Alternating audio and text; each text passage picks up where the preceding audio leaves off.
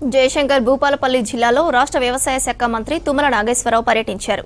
రైతులు పంట మార్పిడి విధానంపై దృష్టి సారించాలన్నారు. అధిక ఆదాయం, ప్రకృతి వైపరీత్యాలను తట్టుకునే పంటలు పండించాలని సూచించారు. రైతులను రారాజు చేయడం కోసం ప్రభుత్వం పనిచేస్తోందన్న మంత్రి తెలంగాణకు నిధుల కేటాయింపులో కేంద్ర ప్రభుత్వం నిర్లక్ష్యం చూపుతోందన్నారు.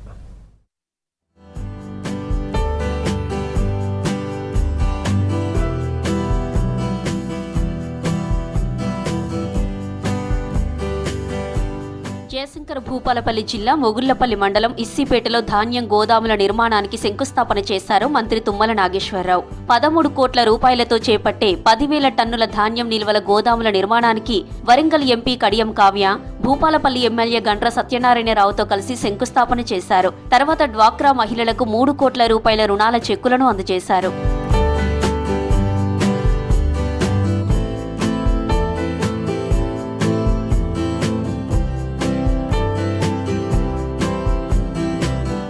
వ్యవసాయంలో డిమాండ్కు అనుగుణంగా పంటలు సాగు చేసేలా రైతులలో చైతన్యం తీసుకురావాలన్నారు మంత్రి.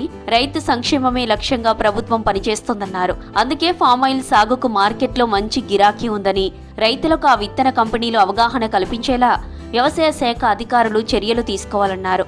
రైతు భరోసా కోసం తొలి ఏడాదిలోనే 21,000 కోట్లు ఖర్చు చేసిన ఘనత కాంగ్రెస్ సర్కారుదేనని తెలిపారు మంత్రి తుమ్మల. దయచేసి మీరు ఆయిల్ పామ్ కరెక్ట్గా వేసి పండించుకోండి.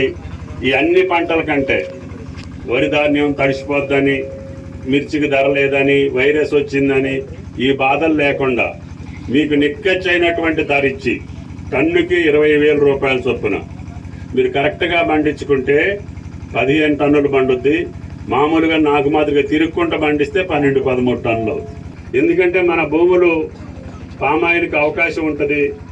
1,00,000 కోట్లు మనం అనవసరంగా ఇంపోర్ట్ చేసుకుంటున్నాం. దయచేసి మన రైతులతో పండించుకుంటే మనకి 20 లక్షల ఎకరాలు భూమి ఉంది, పామాయిల్కి అనువైనటువంటి భూమి. కాబట్టి మీరు వరి తేలికైపోయింది, ఇట్లా వేస్తే అట్లా మిషన్ వచ్చి కోసేస్తే టాటా వేసేస్తే ఎంఎస్పీ కలెక్టర్ గారు కొనేస్తాడు, బోనస్ కూడా వస్తుందని మీరు వరికి వెళ్తున్నారు. ఇటువంటి పంటల కంటే నికార్సైన పంట, నిధులు మనకి అధిక ఆదాయం వచ్చే పంట, ఖర్చు తక్కువయ్యే పంటలు పండించుకోవాలి. అప్పుడే రైతు నిలబడగలుగుతాడు. ఈ దేశనందుకు కూడా ఎకరానికి 51,000 మీకు సబ్సిడీ ఇస్తాం. మీరు కలెక్టర్ గారితో సంప్రదించుకొని మన వ్యవసాయ అధికారులతో, హార్టికల్చర్ అధికారులతో మీరు ఎన్ని ఎకరాలు వేసినా పర్వాలేదు. గోదాముల నిర్మాణ శంకుస్థాపనతో రైతుల చిరకాల కోరిక నెరవేర్చామన్నారు ఎంపీ కావ్య, భూపాలపల్లి ఎమ్మెల్యే గండ్ర సత్యనారాయణరావు.